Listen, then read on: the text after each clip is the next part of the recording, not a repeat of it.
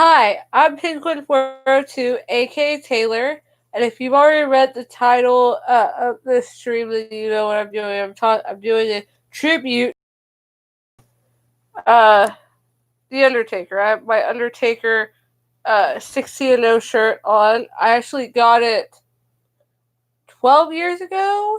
I want to say I got it in 2008 when SmackDown came to Tulsa at what is now known as Cox Business Center. So yeah, I got that, and then I also got this poster, which is I had it's on my closet door. That's why I didn't show you. And then I also have this picture right here. I have that. I got that from WWE magazine. I had to beg my mom because I was probably about 10, 11 years old when I got it. I don't remember exactly when I got it, but I had to beg my mom to let to buy that uh to buy it for me, buy the magazine for me. So she did, and I got that. So yeah, and then I also have three DVDs here. One of them is kind of all busted up because I've had it for so long. I've had it longer than I've had this shirt. But Undertaker 15 and 0. I don't know. I think my parents bought it for me for Christmas or for my birthday. I don't remember where they got it. I know it wasn't from WWEshop.com. It was just from like Walmart. Then I have Tombstone, the history of the Undertaker.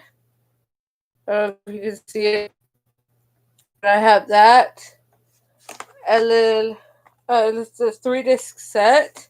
And then this one is like the most creepiest cover you've ever seen. It's really creepy. It's weird. The Undertaker Deadliest matches. Yeah.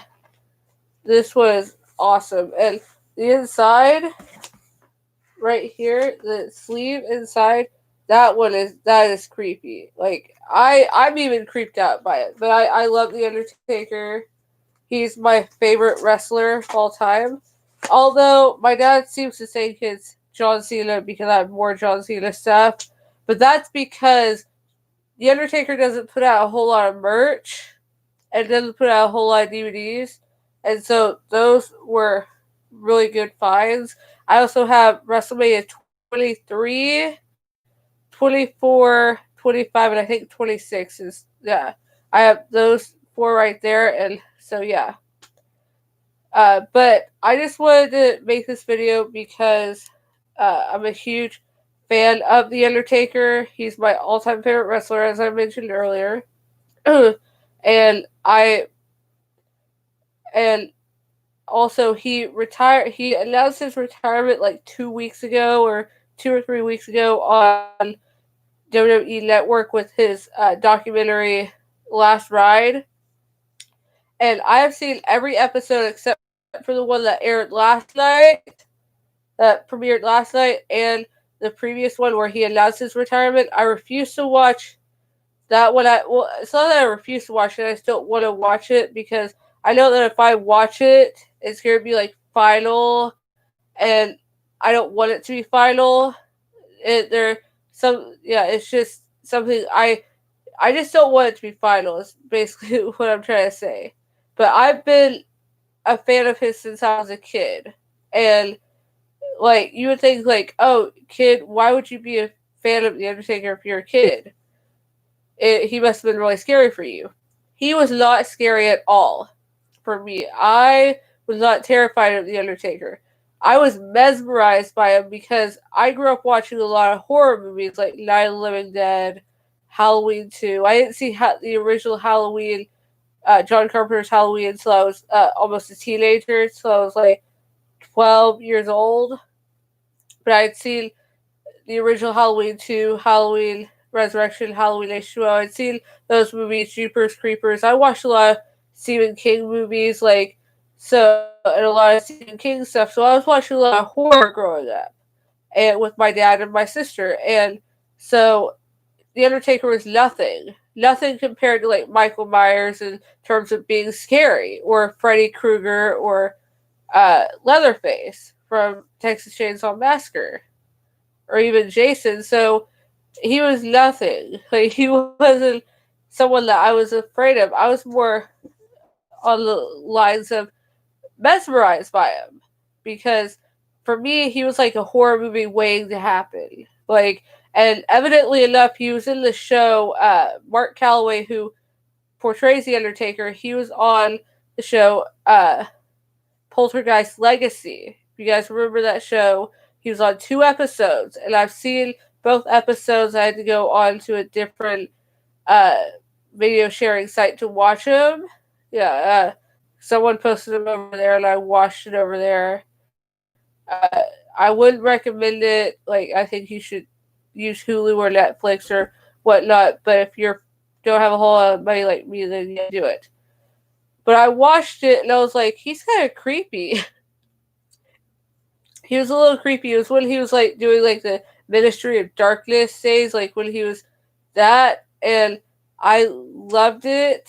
And my favorite gimmick that he's ever done is probably the one where he was the most real, and that was when he was Big Evil American Badass. That was my favorite, because the only reason why, there are 2 reasons why.